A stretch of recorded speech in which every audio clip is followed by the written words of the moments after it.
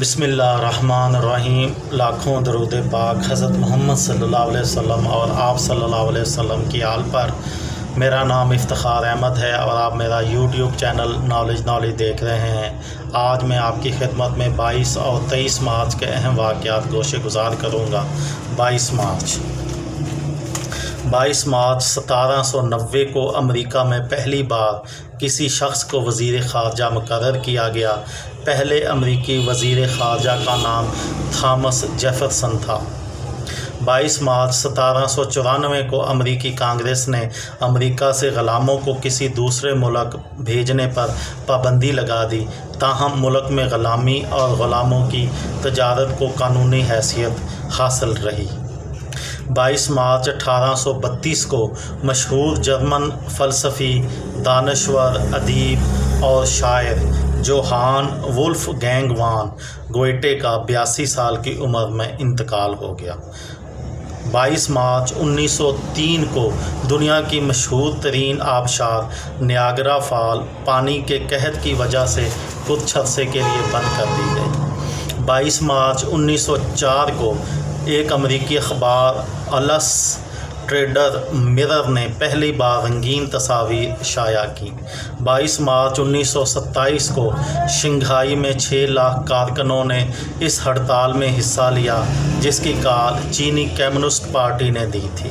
22 مارچ 1945 کو مصر کے دارالحکومت قاہرہ میں منعقد ہونے والے ایک اجلاس میں عرب ممالک کی علاقائی تنظیم عرب لیگ کا قیام عمل میں آیا۔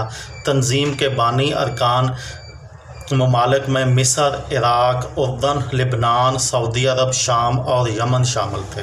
22 مارچ 1946 کو لندن میں ہونے والے ایک معاہدے کے نتیجے میں ایک نیا ملک کرۂ ارض پر نمودار ہوا۔ اس ملک کا نام پہلے ٹرانس جارڈن رکھا گیا، تاہم بعد میں اس کا نام اردن کر دیا گیا۔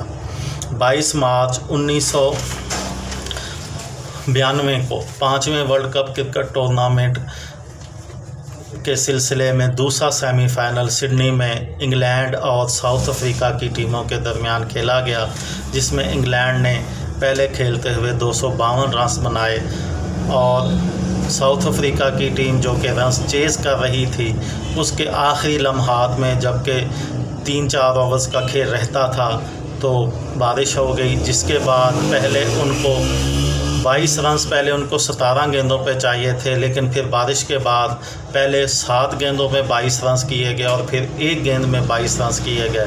اس طرح سے بجائے کہ میچ یہ سیمی فائنل دلچسپ ہوتا، وہ سیمی فائنل بارش کی وجہ سے یک طرفہ ہو گیا اور انگلینڈ بآسانی وہ میچ جیت کر فائنل میں پہنچ گیا، جہاں 25 مارچ 1992 کو اس 5ویں ورلڈ کپ کا فائنل پاکستان اور انگلینڈ کے درمیان میلبرن کرکٹ گراؤنڈ میں ہونا قرار پایا۔ 23